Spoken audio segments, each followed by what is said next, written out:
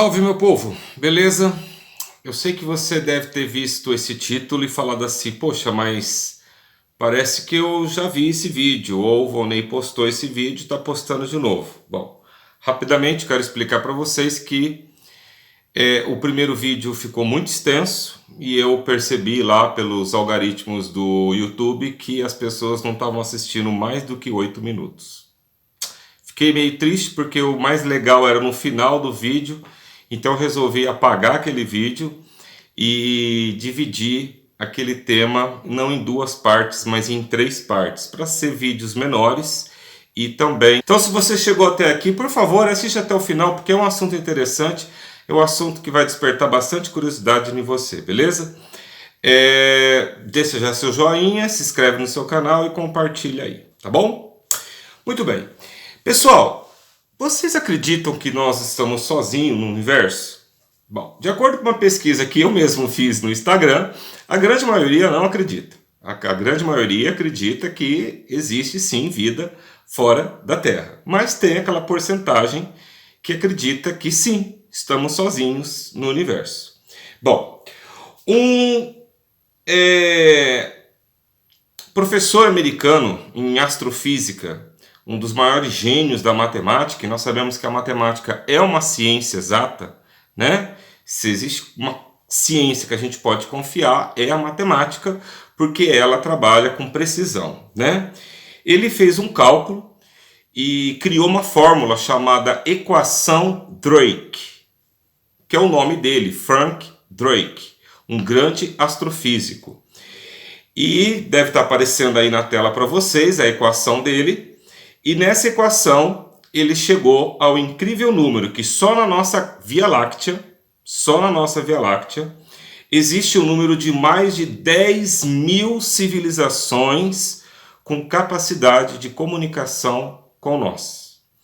Mais de 10.000 civilizações altamente avançadas. Porém, ele fez esse cálculo há muitos anos e hoje, atualmente, ele acredita que o número é bem maior do que 10.000. Carl Sagan, que foi um dos maiores e mais respeitados astrônomos e físicos, apresentador do programa Cosmos, né, que ia ao ar na televisão, calculou que o número é bem maior do que 10.000, que na nossa galáxia, na Via Láctea, o número de civilizações com inteligência superaria ao número 1 milhão.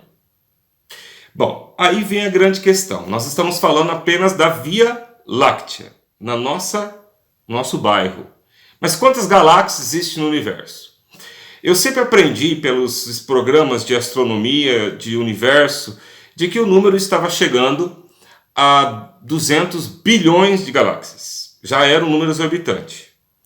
Porém, em 2016, conforme vocês estão vendo aí na imagem, publicada na revista Veja, um trabalho que durou 15 anos, né, de Christopher Collins, da Universidade de Nottingham, da Inglaterra, chegou ao cálculo de que o universo abriga cerca de 2 trilhões de galáxias. 2 trilhões. Pessoal, isso seria mais ou menos assim. Para cada grãozinho de areia que você tem no planeta Terra inteiro, embaixo do mar, aí na tua casa, na tua rua, em qualquer lugar. Grãozinho de areia, grãozinho, aquele grãozinho, sabe? Você coloca de 100 a 200 planetas e estrelas ao redor, para cada grão. É um número que a nossa mente não consegue imaginar, de tão... é quase infinito. 2 trilhões de galáxias. Cada galáxia tem por volta, né, de 200, 400, 500 bilhões de estrelas. Cada uma dessas estrelas tem os seus sistemas solares. E existe aqueles sistemas solares que têm as chamadas zonas habitáveis, que é onde pode surgir a vida. A nossa galáxia, ela é pequenininha comparada com outras. Ou seja, há galáxias no universo que pode abrigar não 1 milhão de civilizações, como Carl Sagan disse, mas bilhões de civilizações. Não sabemos. O que sabemos é As possibilidades matemáticas de que existe vida fora da Terra contribuem para que sim.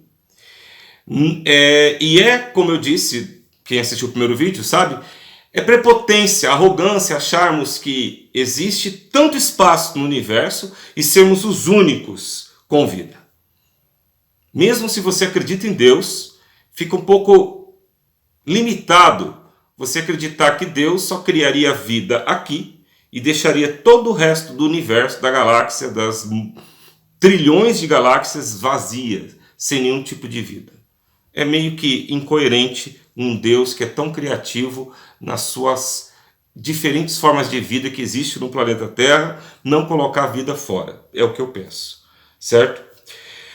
Muito bem, nessa primeira parte desse tema, eu quero falar sobre os casos mais intrigantes de alienígenas que supostamente estão visitando a Terra. Na primeira parte do vídeo, eu vou me concentrar a falar sobre casos fora do Brasil. Casos que vêm desde a antiguidade até os dias de hoje. Na segunda parte, se o vídeo te interessar, te chamar a atenção, você vai ver os casos mais intrigantes do Brasil. Casos que até hoje ninguém consegue solucionar. E na terceira parte, eu vou falar das 4 possibilidades do que pode estar por detrás do fenômeno OVNI. Certo? Então vamos lá? Bom, primeiro, ao contrário do que a maioria pensa, as visitas não são de agora. Pinturas rupestres, conforme vocês estão vendo aí, mostra que, desde o passado, o homem já via tendo contato com coisas que simplesmente não dá para explicar. Os homens do período antes do Homo sapiens, né, ele desenhava, pintava na caverna aquilo que ele via. E olhem bem essas ilustrações, se não se assemelha a muitos relatos de alienígenas que pessoas disseram que tiveram. Além disso, né, nós sabemos que civilizações como Mesopotâmia, Grécia, China, Índia e outras, as Incas, Astecas e Maias, todas elas atribuem a sua criação aos deuses que vieram das estrelas. Para eles, os deuses que trouxeram conhecimento de arquitetura, de astronomia, de matemática, de agricultura e etc. Certo?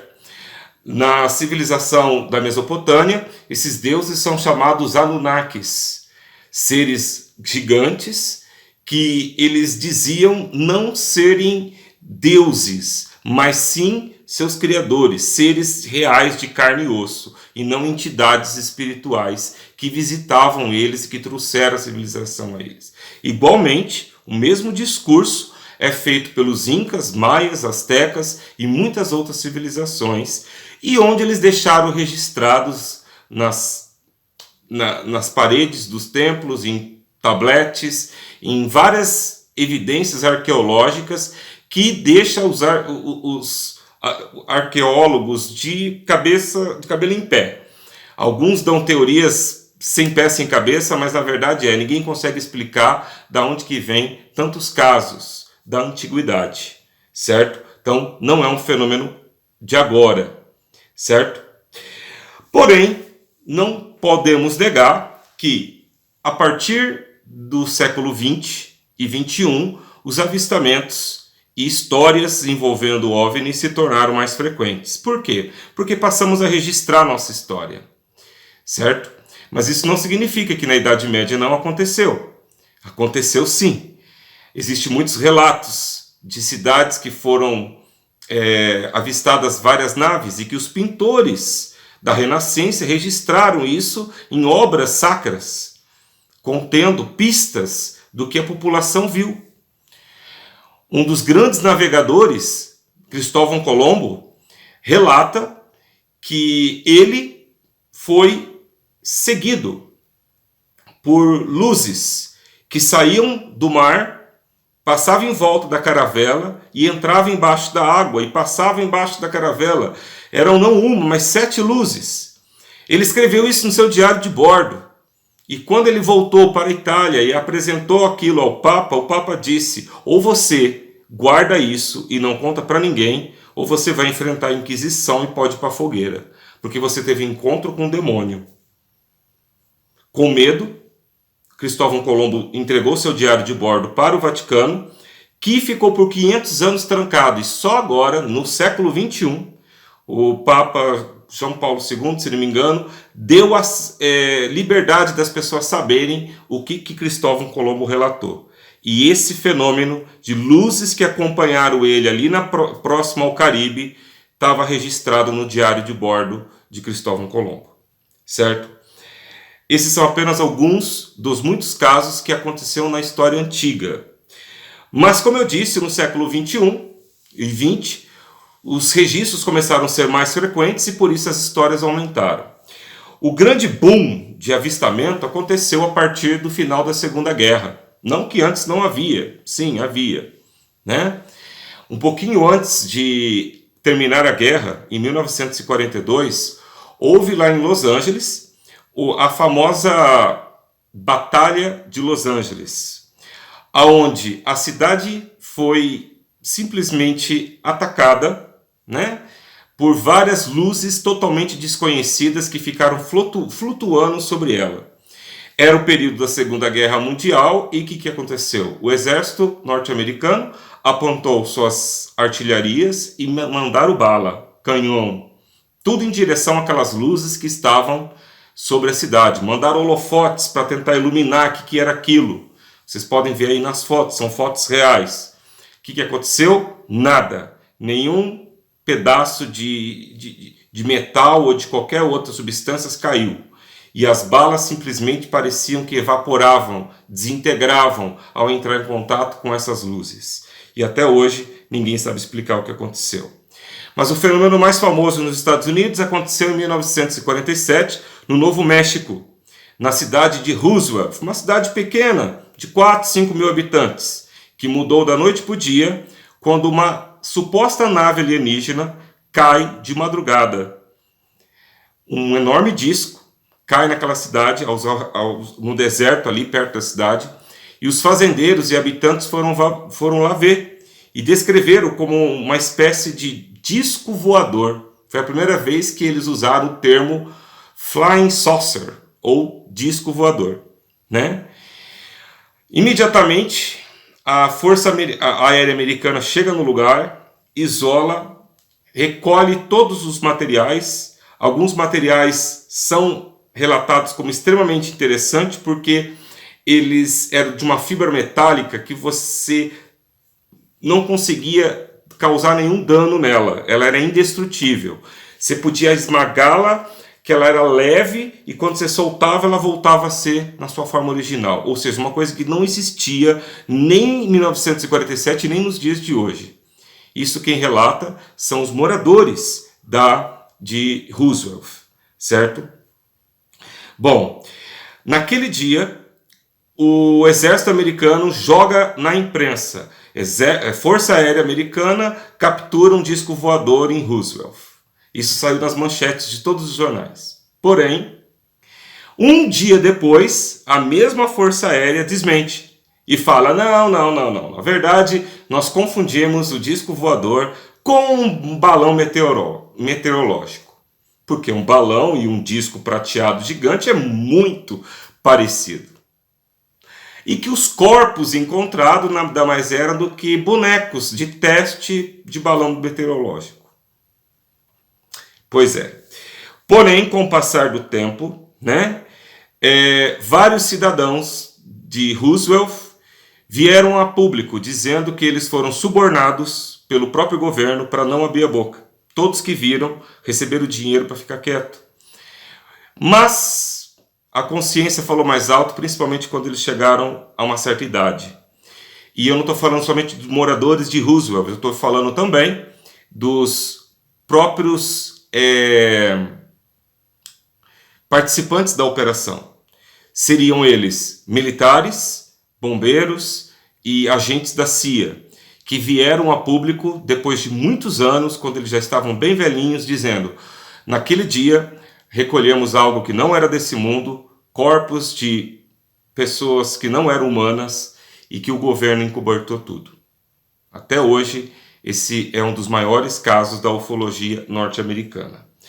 Depois desse evento, a Força Aérea Norte-Americana criou um projeto chamado The Blue Book, aonde designou um professor universitário chamado Dr. J. Allen para investigar, junto com militares, supostas aparições de OVNIs durante as décadas de 50, 60, quase no começo da década de 70. Ao todo, o Dr. Allen registrou 12 mil casos. Ele entrou no programa como um cético que achava que todos os casos de avistamento de OVNI eram fenômenos naturais e que havia explicação. Porém, ele se tornou, no final da vida dele, um dos maiores defensores de que sim, não estamos sozinhos nesse planeta e que há interação com civilizações mais avançadas, né? Só nos Estados Unidos existem hoje registrado 4 milhões de pessoas que dizem que teve algum contato com o OVNI. Pessoas que dizem que foram abduzidas. Pessoas que dizem que foram levadas para dentro das naves. Mesmo que a maioria fossem pessoas com algum tipo de problema ou quisesse chamar atenção, ainda teríamos um número muito grande. E o que mais chama atenção é que a maioria dos casos são idênticos e são pessoas que não tiveram contato uma com a outra. E muitas aparecem com cicatrizes onde não tinha antes e com implantes que são metálicos, de minerais que só são encontrados em meteoritos, né? Um dos casos mais famosos, né, que é importante contar aqui, é do Travis. Travis, que está vivo até hoje, era um jovem lenhador que, junto com seus amigos, estava voltando do trabalho numa floresta, quando eles avistaram um enorme disco planeando sobre a floresta. Travis, curioso, sai da caminhonete, mesmo aos gritos dos amigos para ele voltar, para ver o que era aquilo. Travis é imediatamente atingido por uma luz que faz com que ele flutue por 6 metros e é sugado para dentro da nave. Seus amigos saíram desesperados e durante 5 dias não houve notícia de Travis. Travis é encontrado depois de 5 dias num estado totalmente catatônico e falando coisas totalmente sem sentido. Travis relata experiências terríveis, onde ele foi submetido a diversos exames dolorosos, o qual ele descreve como um dos seus maiores pesadelos. Tanto Travis como todos os seus amigos que estavam ali passaram mais de 10 vezes pelo polígrafo para detectar se eles estavam mentindo. E todos eles passaram e não há registro de que eles mentiram. Bom, quando é 1 ou 2 casos, a gente duvida e acha que as pessoas estão fazendo isso para se aparecer, para ganhar popularidade na mídia, etc. Mas e quando, não uma, mas 3, 4 cidades avistam a mesma coisa? Isso aconteceu em 1997, no Arizona, na cidade de Phoenix. O fenômeno é conhecido como as luzes de Fênix. Se você procurar, você vai ver que esse fenômeno é real. E há filmagens que provam que ele realmente aconteceu. As pessoas estavam com as câmeras apontadas para o céu esperando um eclipse lunar, mas o que elas não esperariam é que uma nave gigantesca, de forma triangular, passaria por diversas cidades. As pessoas descrevem a nave como extremamente silenciosa, toda iluminada, com luzes embaixo, em forma de triângulo, e o seu tamanho era de um estádio de futebol. E não foi apenas uma, mas dezenas de filmagens foram feitas, e testemunhas de diversas cidades. Quando os caças americanos chegaram para ver o que tinha acontecido, aquela nave simplesmente desapareceu, né? Mas os registros estão aí. Em 2011, vários turistas em Jerusalém registraram um orbe flutuando sobre a cúpula dourada, que era onde ficava o templo de Salomão. Aquela orbe ficou vários minutos ali emitindo uma luz, e turistas de diversos pontos da cidade filmaram aquilo. Do nada, ela joga um feixe de luz e viaja numa velocidade quase 100 vezes acima da velocidade do som. Uma velocidade assim, impossível de ser calculada. Bom, Teria tantas histórias para contar para vocês, pessoal, mas o tempo está passando muito rápido e eu sei que as pessoas hoje não gostam de assistir vídeos longos. Eu quero encerrar apenas dizendo o seguinte, essa primeira parte. Quando são pessoas simples, a maioria das pessoas não acreditam, mas, gente, quando a pessoa tem um certo grau de autoridade e ela vem a público falar algo chocante, é algo para a gente parar e pensar. Em 2013, o ex-ministro de Defesa do Canadá, Paul Hellyer, veio numa conferência junto com 40 pesquisadores, militares e cientistas, astrônomos, dizer que o homem, os Estados Unidos, está em contato com alienígenas há muito tempo, principalmente desde a década de 40. E que não existe apenas uma, mas várias raças que visitam o nosso planeta desde então. Ele numerou pelo menos 4 raças, certo? Nós estamos falando de um ex-ministro de Defesa do Canadá. O ministro de Defesa tem acesso a coisas que nem o presidente tem, porque se refere à segurança nacional. E ele veio com essa história. Junto com ele, Nick Pope, que é o ex-ministro de Defesa da Grã-Bretanha, também veio a público dizer que sim, os governos têm contato com outras civilizações. E que o mais assustador é que um dos pactos realizados é que, em troca de tecnologia fora da Terra, os governos permitiriam que esses seres abduzissem, levassem seres humanos de toda parte do planeta. E aí vem a grande questão. Por quê? Por quê? Isso nós vamos responder no segundo vídeo, na segunda parte. Beleza? Até lá.